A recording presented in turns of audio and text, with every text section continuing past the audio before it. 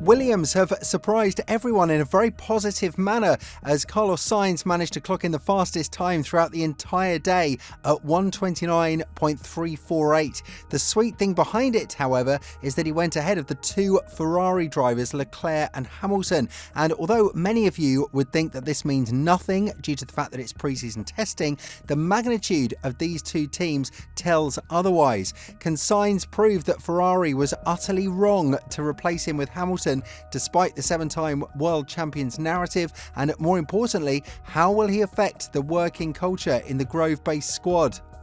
The second day of pre-season testing was packed with a lot of action, and the majority of it revolved around Carlos Sainz's ability to deliver top-notch performance throughout the entire day, as he had the car all to himself. In the 127 laps that he completed, the best time was 0.031 seconds faster than Hamilton, the man who replaced him in Ferrari. It does look kind of nice to see this as a revenge story, even though the background is massively different and Williams is not going to have a shot at the championship in 2025, but will be focused on winning the midfield battle. Now, many of you would think that it's a nonsense to compare the lap times of Sainz and Hamilton in the second day of pre-season testing and draw the conclusion that Ferrari have committed to the wrong driver, but that is not what we're doing in this video. Here, we're just stating the facts and the improvements that Williams have been able to make once Sainz was signed to the team, whether that's on the track or off it, thanks to the financial backing that the small budget team has received by sponsors like Santander. But this is exactly what opens up the Pandora's box of questions. If Sainz was able to bring so much influence to Williams, what would have happened if they kept him instead of Hamilton? Yes, the Brit is having his own renaissance in the Maranello-based squad as he found extremely good pace in the second day of testing, but to be behind a car that was more or less in the last squad in 2024 is kind of a head scratcher for both Hamilton and Leclerc. I would have mentioned McLaren here, but the team barely did any one-lap low-fuel simulations as they were focused on the race pace on different compounds of tyres. Williams and Ferrari, however, have run their own programs regarding the second day of pre-season testing, and the influence of Sainz was visible from the very beginning of the test on 26th of February.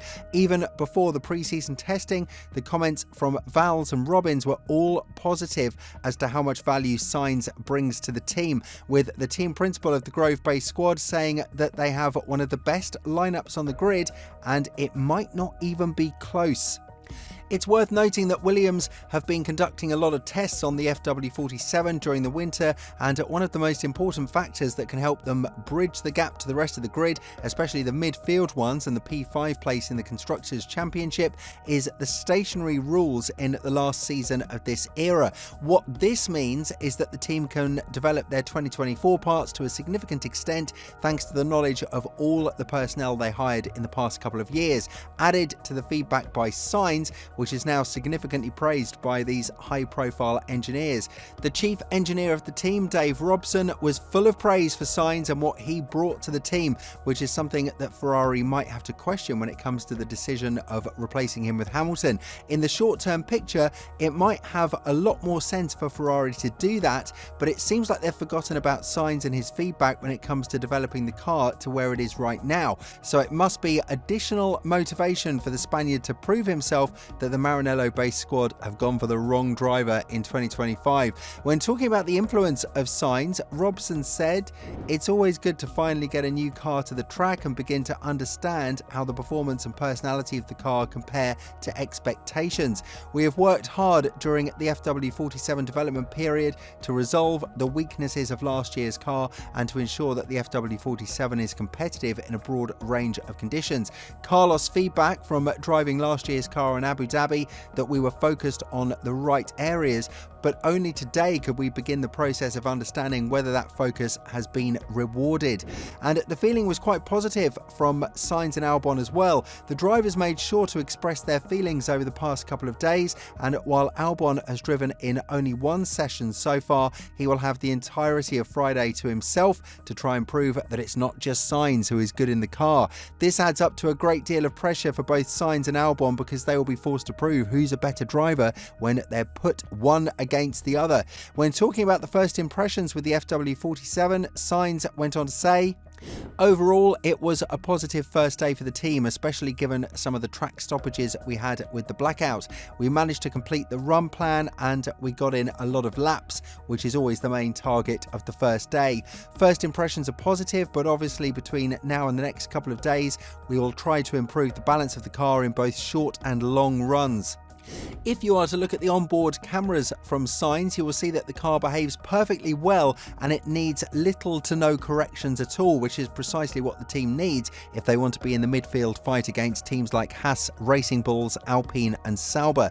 All of these teams have undergone massive changes, just like Williams, but they haven't shown as much potential during the first 2 days of pre-season testing as the Grove-based squad. Of course, there is no doubt that things will change in the next couple of days and even weeks before the first race in Australia kicks in, because if we're to look at Haas, the team did 0 one-lap simulations as they focused on the race pace runs solely.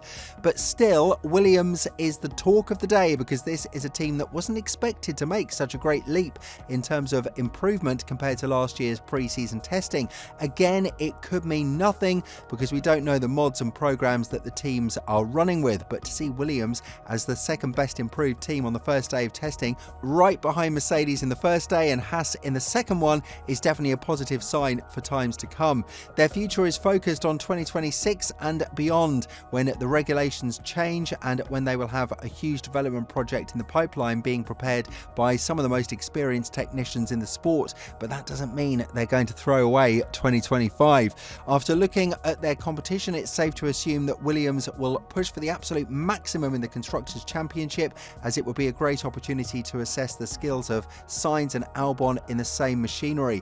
Albon will definitely feel a bit more pressure than he felt in the previous seasons because Sainz is the first race winner he will have as a teammate since 2020, when he raced against Verstappen and was replaced by Perez. But the feeling of the Thai driver is vastly positive, and when talking about it to a greater extent regarding the car's behaviour, he said, "It was an okay day. We still have a few things to work on, but our base car feels pretty sensible." This is what testing is about, trying to understand the systems and whether there are things we need to address. We've made a few changes to the car, which is positive. As a team, we've had a couple of opportunities to run the car already this year, so that is a good thing. But as drivers, we always wish we had more time. All in all, though, it was good to get out there. If we were to judge right now, the situation won't be very pleasant for Albon, because having a former Ferrari driver as your teammate is never a good thing for your personal career, although it's great for the team's performance in general. This is why Vowles has been very happy with his lineup, and whether we like it or not, this is a team that we should expect a lot from in 2025, especially in the midfield fight. A lot of that can be addressed to the sponsors that Sainz has brought with him, such as Santander, because Williams have struggled massively with repairs rather than upgrades in 2024. This is why they weren't very good throughout the last season, and having Sainz and his financial backers behind their back will definitely help them in showing what they are capable of when they won't be limited by the money factor. With all this in mind, do you think that Sainz will be a game changer for Williams, and more importantly, do you think that he will be the better driver compared to Albon? Let us know in the comments below, and if you want to know more about Hamilton's impressions regarding the SF25's pace on the second day of pre-season testing, make sure to click on the video that appears on your screen right now.